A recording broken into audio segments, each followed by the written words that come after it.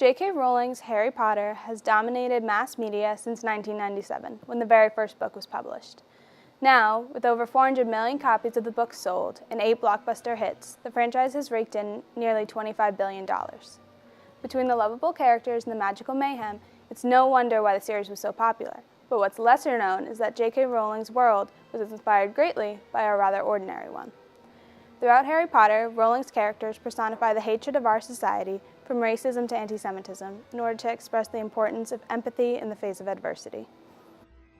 From the very beginning, we know how heinous Harry's nemesis, Lord Voldemort, is. But what makes him so evil? In truth, Voldemort's loneliness and lack of belonging drives his vendetta and results in horrific genocide.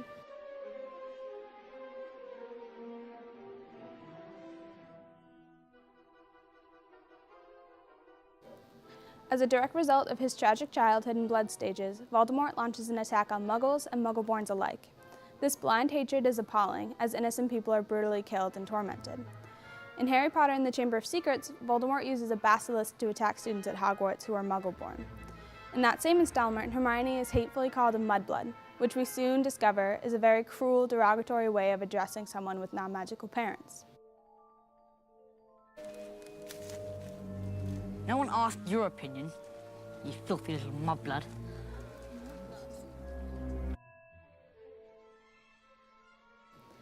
Later in the series, the Golden Trio are captured by Death Eater Bellatrix Lestrange, who carves the word mudblood into Hermione's arm for information. And as despicable as this hate crime is, Hermione is not the only character victimized by this regime. When Voldemort comes into power after the death of Albus Dumbledore, he prohibits the acceptance of Muggle-born students into Hogwarts, which means, like the Jews during the Third Reich or African Americans during the time of Jim Crow, Muggle-borns were segregated and denied access to a proper education. These minorities, fictional and all too real, were segregated and separated from the world and the fullness thereof, driven out of the society of the human race. In addition to Muggle-borns, werewolves are also victims of circumstance and social class in the series. Professor Remus Lupin feared that he would never be able to learn magic because he was a werewolf. He originally wasn't allowed to attend school until Professor Dumbledore made an exception. However, Lupin's life was still dominated by the fear of being exiled as a direct result of his misunderstood dark side. Lupin had to quit his job at Hogwarts once word got out that he wasn't strictly a wizard. And when his wife became pregnant, he wept, knowing that his son would inevitably experience the same pain that he endured as a werewolf. He told Harry that his son would be just like him, and it wasn't until Harry convinced him that being just like his father wouldn't be so bad that the werewolf was able to fully embrace who he was. Another example of discrimination in the text would be the house elves. Despite being incredibly powerful, house elves are forced to serve wizard families as slaves. House elves were subjected to abuse and torture in addition to a life sentence of service purely because wizards viewed them as... Why don't you sit down? Sit down. Sit down.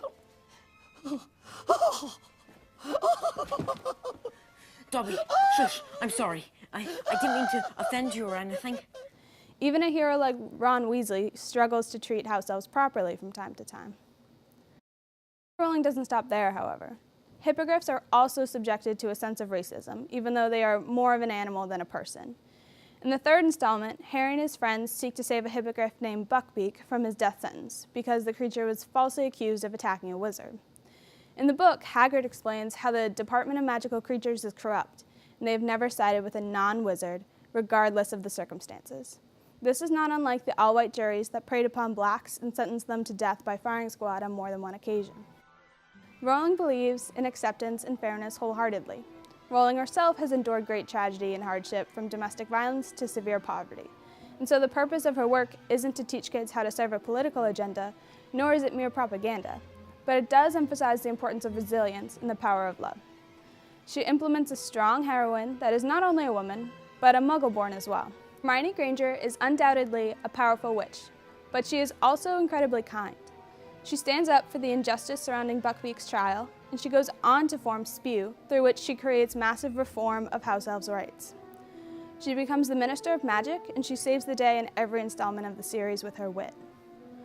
While Ron Weasley may have taken some convincing, he supports his wife and learns to value the work of house elves. By creating heroes who are not of perfect lineage that are still brave, strong, and loving, Rowling shows kids that it's okay to be different and that the important thing in life is about who we decide to be. Ask Sirius Black if you don't believe me. The world isn't split into good people and Death Eaters. We've all got both light and dark inside us. What matters is the part we choose to act on. That's who we really are. It is the pairing of villains overwhelmed with hate and heroes driven by love that conveys Rowling's desire for a world free from discrimination. Love saves Harry time and time again. From a mother's sacrifice to the loyalty of a friend, Harry's greatest asset has always been his kindness and adoration for the world around him. When our beloved hero battles against Lord Voldemort in the 5th installment, he is reminded of a crucial difference between himself and the hateful Dark Lord. And you'll never know love or friendship. And I feel sorry for you. Harry could have let his nemesis take over, and he could have given in to the anger and the grief of losing someone he loved. But instead, Harry warns Voldemort that his hate has forced him to live a life without companionship, which is why he will inevitably lose.